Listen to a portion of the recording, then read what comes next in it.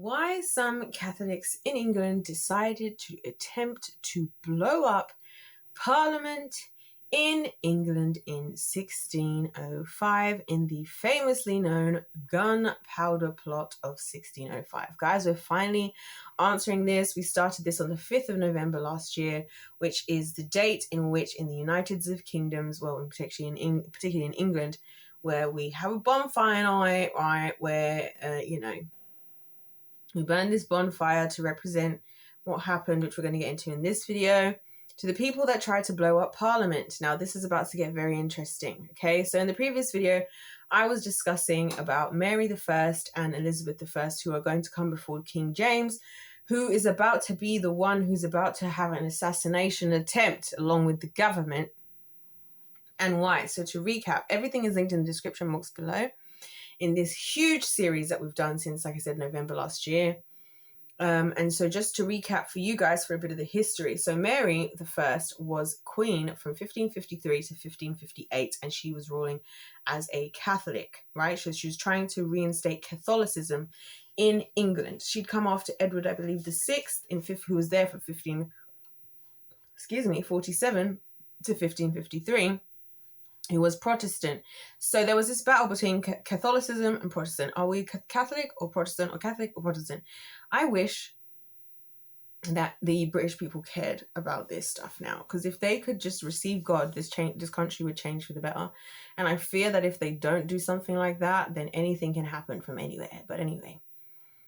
So in that time, Mary I, she used to obviously execute the Protestants, hence why she became known with the term Bloody Mary. Then followed by her half-sister, Elizabeth I, in 1558 to 1603, who wanted to reinstate Protestantism. She was the child from Henry VIII with Anne Boleyn. She'd grown up with, Protestant tutors and whatnot and what have you. And she believed in that also. She wanted to hold on to her position as a royal. She wanted to hold on to the independence of England, because obviously being Catholic would mean being controlled by Rome. So for her, it was like, well, we have our independence of Rome if we're Protestant as opposed to Catholic, which again was kind of an idea that came from both of their fathers. Because Henry VIII obviously started to move away from Catholicism because he was trying to get a son. You guys, we talked about all of this, and I talked about that at length in the previous video. So this is quite important, and it's important even for the contextual history of today, because one thing I've noticed from being in Europe and in England and everything. So I've been to, in Europe and England and everything, obviously I've grown up here. I've been to all of England, Scotland, Ireland, Wales.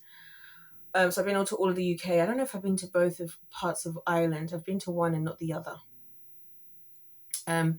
And then I've been to, in Europe itself, where have I been? I've been to Spain, I've been to the Netherlands, I've been to where? Been to Poland, I've been to Italy, obviously, I've been to Iceland, I've been to, where have I been? I mean, Netherlands, Spain, Poland, Italy. Where else have I been in Europe? I'd have to look at the map. Anyways, I've been to a few of the places, and one thing I can tell you is that the rest of Europe is very Catholic. Like, they're very, very, very Catholic. So this stuff tracks for me. Like, when I look at history, there's history that people tell you, and then there's like tangible things you can actually see for yourself. And yeah, I've always known that there's a very like kind of Catholic religious thing in Europe. In fact, the reason I even went to Spain, I went with my grandma, rest in peace. When I was in my second year of uni, we went because one of my younger cousins, because like I said, guys, I've got family all over the world. One of my younger cousins, he was having his like, I don't know, was it his first communion or something? I don't know. And so my auntie had invited us like to go there. And so I actually went with my grandma. It was really nice actually, because I got to have lots of one-on-one time with her. That's where I learned a lot of stuff about her and her life. And because me and her spent a lot of time together, like just the two of us. But it was quite interesting to see, like, and even every time I've been anywhere in Europe, they're very, very religious, like very Catholic religious. Like, that's why even in Italy, how I got invited to go there. It's really strange because it's deeply religious, but it's very like empty, which is what I expect from Catholicism. So like, what even like, the friend who invited me, what she does is she goes around the country and she gets hired at like weddings and like and like events and stuff to sing songs, and they ask her all to sing gospel songs, but like there's no like real God there. It's very empty. Like it's just a very empty thing. Like it's just people kind of playing the part, but there's no like real substance. There's no like real relationship. So I can see I can see how all this stuff I've been talking about, I can see the result of it because I feel it. Just like how in this country, because they moved so far away from Catholicism. So I'm bringing this up. It doesn't surprise me that this country is now mostly atheist, because that's actually unusual, because most places in the world, they strongly believe in at least something. Like whether you believe in Allah, you believe in God, like it shocks me. Like when I talk to, I've noticed, like, because I have people from all over the world that I know, obviously, when I talk to people that I know from America, whether those people believe in God or not, talking about God isn't that big of a thing. You know what I mean? But here it's like, oh, like, whoa, like, you know, that's something I've taken away. And then again, also all around the world, people believe in like the spiritual things to some extent. Here they don't. So it's interesting because I feel like these types of events were the things that were leading up to, where we got here, where how the country is as it is today. That's why I think it's so interesting. And this is why I can imagine that, you know, if I was the devil, I would reside here, because there's the least of the godliness going on, because people just don't even believe in God at this point. And I feel like it's because of this stuff. So you have Elizabeth, who got excommunicated by the Pope, of course, because she didn't want to be in control, have somebody in control of her. And then they bring in James. So King James, and I'm assuming this is the King James that the King James Bible comes from. And that was another video I wanted to do. I don't know if I have enough time. Well, not time. I have the time. I don't know if I'm storage to make that video. But basically, let's talk about what exactly happened. So the Pope excommunicates Elizabeth, you know, which basically means you got to go. You're a heretic. You're going against us. And she was like, I bet, because again, even her legitimacy of being considered a daughter of Henry was up in arms, because obviously this was his however manyth wife. So technically, according to the church, according to the religious aspect, you know, you were married once. So does that make all the other kids bastards? I don't know, you know.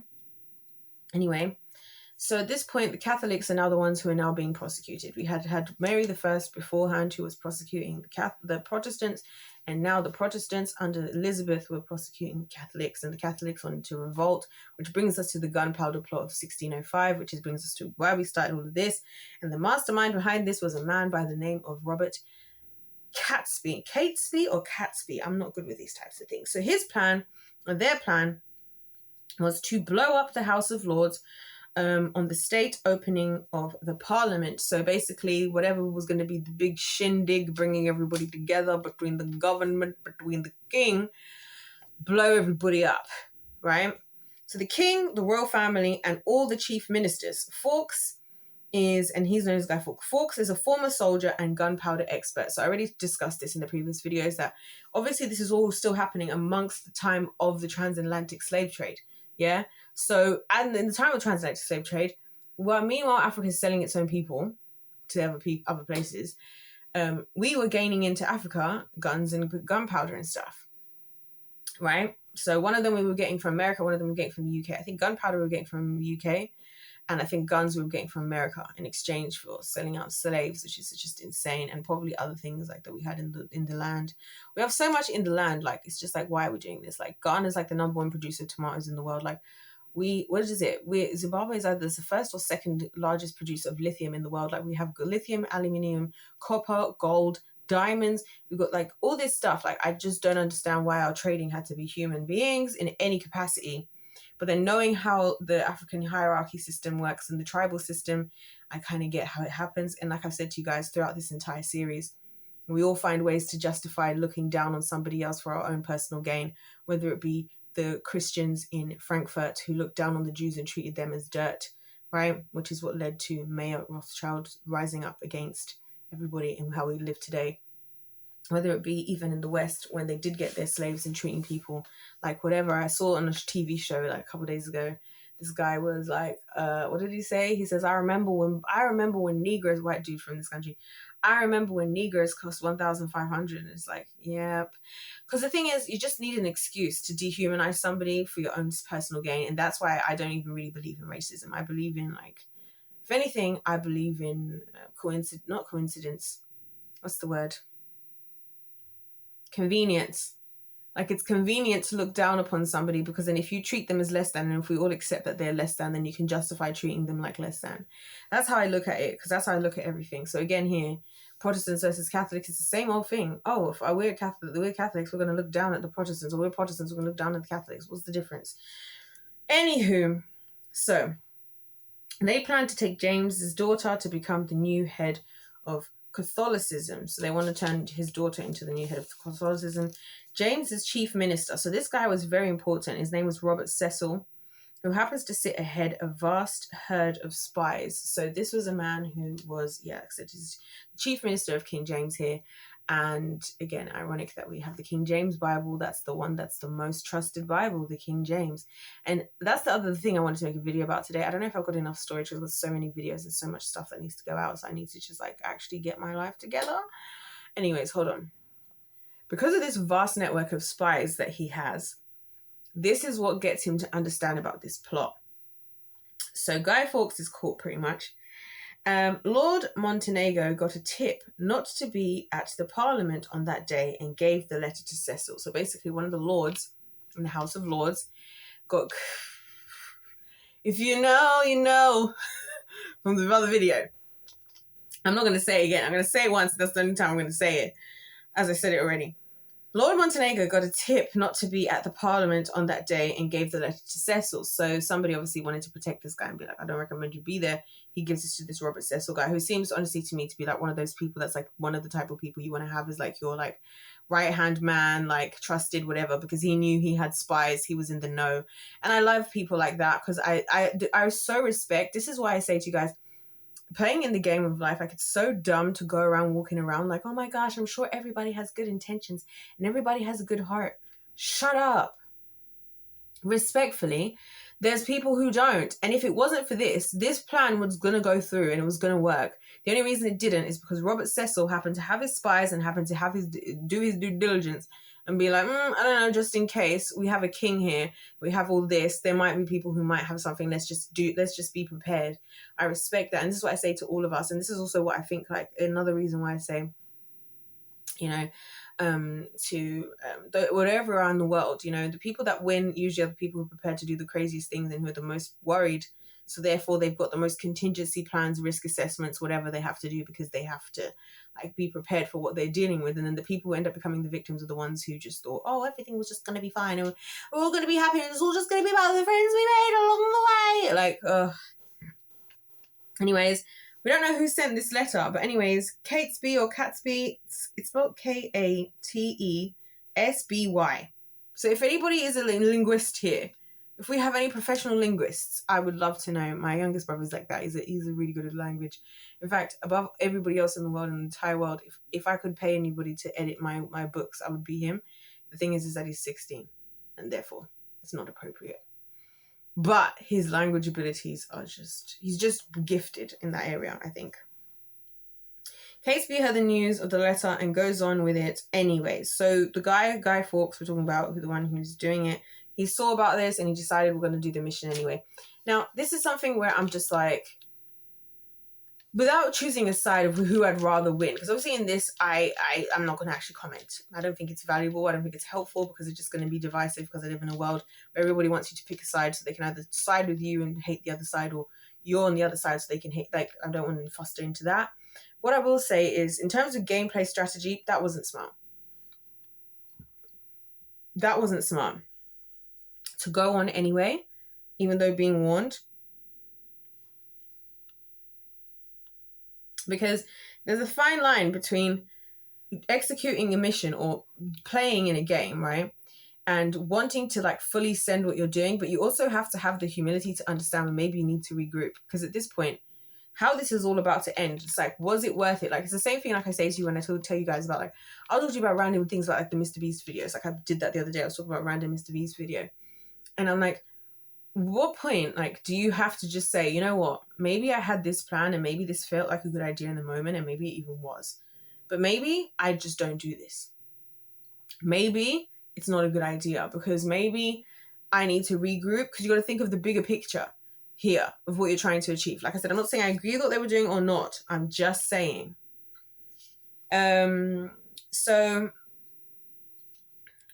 So the people that remained tried their rebellion in the Midlands and failed. This whole thing failed. Fawkes gets caught. They refuse. They all get caught. Fawkes refuses to snitch and was tortured. Everyone ends up dead or captured by 1606. This is just within the year. Fawkes is hung, drawn, and quartered at Westminster. Hung till near death. Drawn. Okay, so this is I'm explaining what hung, drawn, and quartered means. And it's funny because I used to have a teacher at school when I was in primary school. I actually loved her. I actually bumped into her when I went to the theatre recently. She was working on the theatre project. She's like one of the whatevers. She used to be my teacher anyway when I was like literally one of my first teachers when I first moved to the UK. And oh my gosh, I'm now starting to think about what it must have been like for my classmates to be like have this girl with this heavy, strong American accent. That's freaking insane to think about. Hold on a minute. No way. I've never thought about that. I've never thought about it. And do you know I'm thinking about it? Because when I was finishing work earlier, I was listening to this podcast and it was from some of the girls who were on Love Island All Stars, which I didn't realize Love Island All Stars was Love Island All Stars UK and US did a crossover. So I actually might have to be my binge watch for the weekend, especially now that it's the Sabbath. Happy Sabbath, everyone. Imagine that my Sabbath activity watching Love Island. That's crazy. And the girlies from here were talking about what a jump scare it was for them to be with guys who are from America and listen to their accent. And I was thinking, it's interesting. What a jump scare. That must have been crazy. You know what? Whatever. Anyway, I never thought about that because I used to talk really fast. I still talk kind of fast, but I used to talk very American. Now I probably sound like an Essex girl. Like I've got all the lingo, I've got all the slang, I've got all the, you know what I mean? You know what I mean? Anywho, so she used to always joke, my teacher, about how she was going to hang, draw, and quarter us. So I'm going to tell you guys what that actually means because it's actually heinous now that I think about it. Being like damn near 8 years old. Hung until near death. Drawn, intestines pulled out. Quarter, your body chopped into 4 pieces. Hung, drawn, and quarter. And she always used to say, I'll hang, draw, and quarter you. Like, she always used to say that, but she said it as a joke. That was heinous. Oh my gosh. Anyway, that's what I'm saying. This is what I love about this country. Can I just say, you need to watch the BBC series, guys, because they are heinous. Like, heinous. The Brits, just like, they're the most like tame people. That's what I'm saying. They freak me out just the same way cats do. Where they're the seemingly most like unproblematic people, but they're like deep down the most heinous. Like the most heinous. If you watch British television, whenever it's something like serious crime, it just is just different in a way that other countries are just not like, and it's just, you can't explain it. That's why I love BBC. I love the BBC iPlayer be having good shows on there, and then the storyline is just heinous. Like, I can't explain it. Anyways, the Protestants represented them.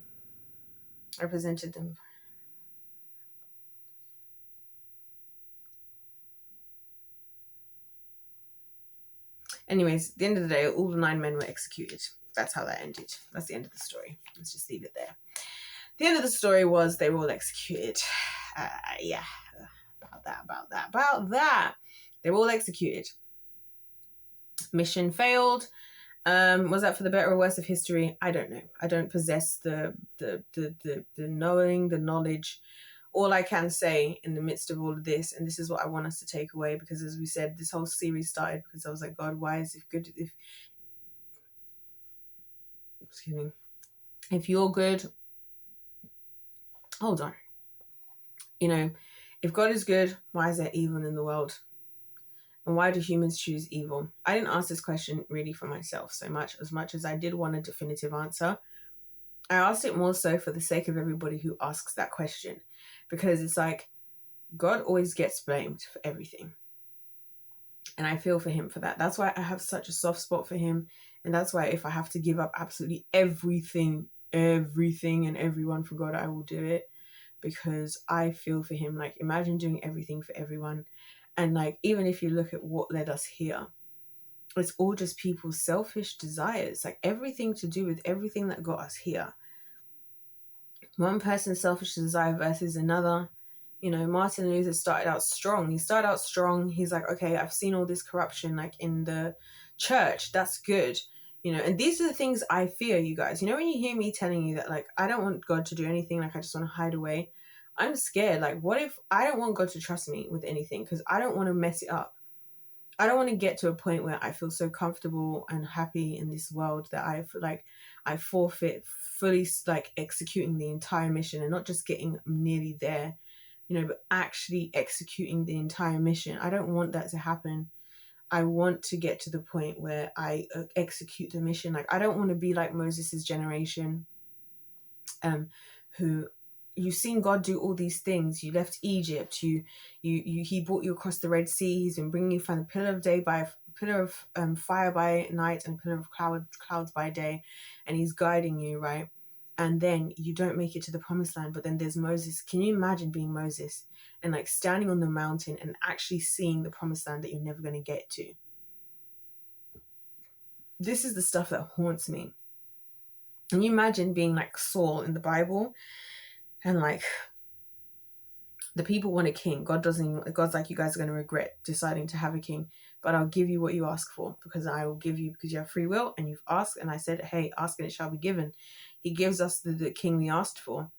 Saul is off doing his own thing. He can't humble himself. And then it's like Saul has to be replaced.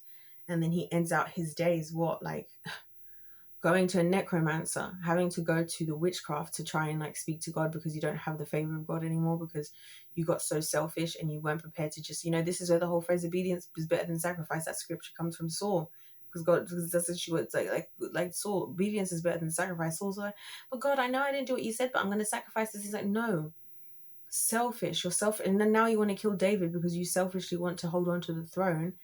Like, that's embarrassing. Like Samson and Delilah, like Samson, you are Samson. You tear apart lions with your bare hands. Are you telling me the only woman you could be with was the Philistine woman?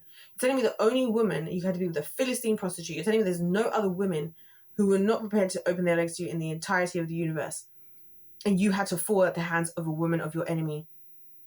Like, really, I really don't get my head around. I can't get my head around these things. Like, Esau, you really gave up your entire birthright for the sake of a plate of food. Like, this is what I'm reading in the Bible, and this is what's making me think, at the end of the day, we're just deeply selfish and we're all enslaved to our flesh. And like, I don't want to be there. Like, I don't want to be put in a position like that. And like, this is why we choose evil, guys, because we're humans and that's what we do. We have the opportunities and we could do better and we could do right and we could do this, but we choose to do what we choose to do. And we always want to run to the Lord and run to blame God when things go wrong. We always want to ask God to solve our problems. But when we're comfortably using our free will to do whatever the hell we want, we just want to comfortably do it. And that scares me. That's why I can't be mad at God for a lot of things. And I can't be mad at him, because what am I going to be mad at God for? Like, what? The choices of my own free will. Why am I going to ask God why there's evil in the world? Oh, because I'm here. There's evil in the world because I'm here. I'm the author of evil in my life. Some other people are as well, but then I'm also the author as well, So yeah, that's where we're at, guys. That's the end of it. They died, and like, was what happened to them reasonable or fair? No, I don't believe so, because as you guys will remember yesterday, what scripture was it? Romans 10. We'll go there again because this is important. So let's go there again. Let's go there. Romans 10:9. Listen to what it says, because this is what reminds me of what I was just saying, okay? We're actually going to start at verse...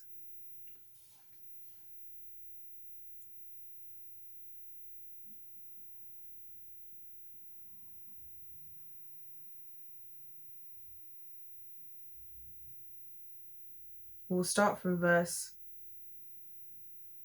Okay. We'll start from verse 5, based on what it says here. Okay, actually, let's start from verse 4. Actually, are we going to just... Let's just read from the beginning, okay? Because this is probably the last video of this bit. Brothers and sisters, my heart's desire and prayer to God for the Israelites is that they may be saved. So this is Paul writing to the church in Rome, right? To the Romans. For I can testify about them that they are zealous for God, for their zeal is not based on knowledge. Since they did not know the righteousness of God and sought to establish their own, they did not submit to God's righteousness. Christ is the culmination of the law so that there may be righteousness for everyone who believes.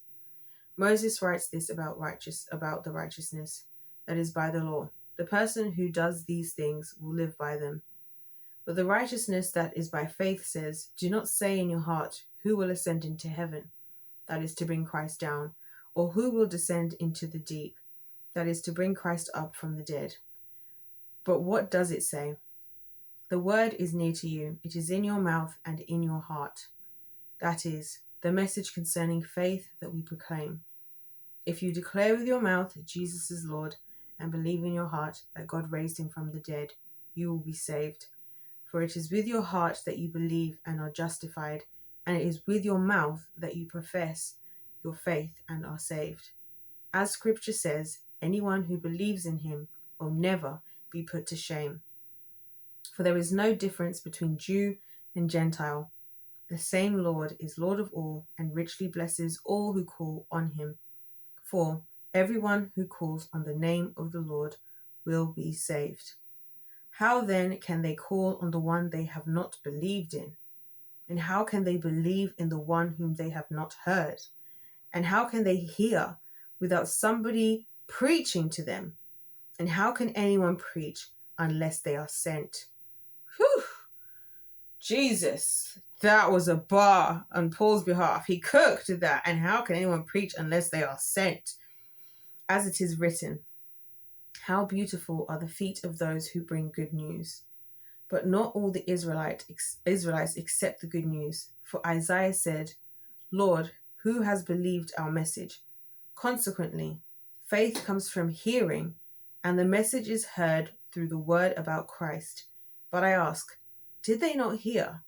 Of course they did. Their voice has gone out in all the earth, their words to the ends of the world. So this is a quotation here from Psalm 19:4. So that's David, the words of David. Again I ask, did Israel not understand first? Did not understand. First, Moses says, I will make you envious by those who are not a nation. I will make you angry by a nation that has no understanding. And Isaiah boldly says, I was found by those who did not seek me. I revealed myself to those who did not ask for me. But concerning Israel, he says, all day long I have held out my hands. I've held out my hands to an disobedient and obstinate people. Damn. Oh, the Bible hits when it be hitting. Let's look at obstinate, because I don't know what that word actually means. So let's actually get a definition for that. But can you guys see what it's saying here? It's so far from like anything we're thinking. Okay, stubbornly refusing to change one's opinion. And this is the end of the series now for sure. Because you see what I'm saying? Stubbornly refusing to change one's opinion. Chosen course of action despite attempts to persuade one to do so. He's like, with my own people, they are stubborn to change. That's the problem. Like, they are stubborn to change when literally this is what they need to do. Guys at the winning team, for goodness sake, like believers of the world, can we wake up once and for all and understand that none of us knows what on earth we're supposed to be doing. And if we did, we wouldn't be in the state we're in as the body. And hopefully this is what you guys will take away from this series. That why is there evil? Because we as humans, we are selfish and stubborn. Even us in the body. Like, it literally just said that. I'm going to quote that last bit of the thingy with Bob, and then we're going to wrap it up. And I can't believe I'm finally finishing this after 7 months. God, I'm not asking you a question again. So this is the last verse of Romans 10, verse 21. But concerning Israel, he says, all day long I've held out my hands to a disobedient and obstinate people. Jesus. Go and read that for yourself, guys, and go and ponder on that before we start playing judge and jury and wondering what God is or isn't doing, when we're the ones who are the authors of chaos and the authors of evil. Why, if God exists, is there evil? Because we are here. And why do human beings choose evil? Because we always have and we always will without the presence of God in our lives and without receiving Christ. A new skin, a new mind, a new heart, a new everything. Because the one we have by default chooses evil because it's not God. That answers it all. And on that note, you guys, if life's a game, let's play to win. I hope you've enjoyed this. Yeah, that was a deep and heavy hitting ending. I hope you guys can handle it, and no, you can, because you're the winning team. Anyways, guys, I love you so very much. Happy Sabbath. I'm now going to go and enjoy my Sabbath. I'm going to go and do who knows what for the rest of the night. Upload the videos from yesterday, because you guys, today, just know that this is happening. I'm recording these on Friday, even though you're going to first of all see the videos of yesterday. So whatever, it doesn't matter. Who cares? Who really cares? Anyways, guys, I love you dearly, and this is why you guys make it worth coming on here, because I'm like if even one person benefits off of all of this and hears something, it's worth it. So I love you guys so much, and you guys keep me inspired constantly. Your comments, your messages you send me privately and everything, you guys are the best people literally ever. And yeah, anyways, guys, happy Sabbath. God bless you all. God loves you. I love you.